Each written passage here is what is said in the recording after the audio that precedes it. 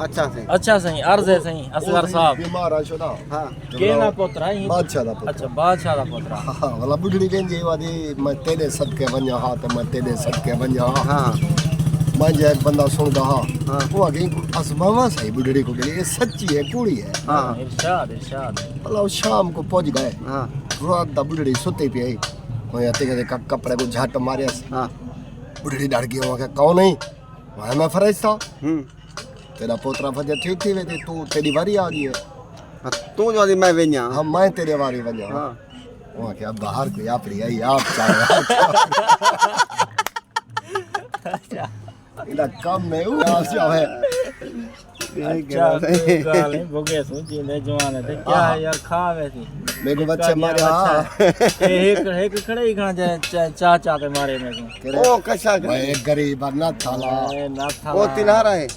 ओह मारे ओ मेरे लिए साकन अब हो ओ मच्छा केरी ना साले इनको ये पता है क्या धनिया जी मैं अच्छा केचरा का बा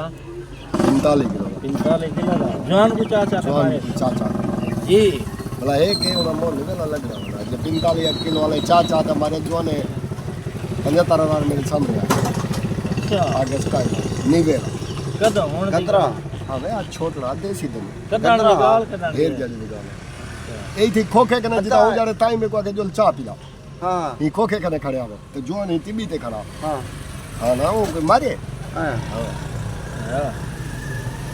ये रंग दा मुस्का है देसी धनी मैक्स हर मडी मैक्स है हाँ बदन चौका वजन 100 किलो है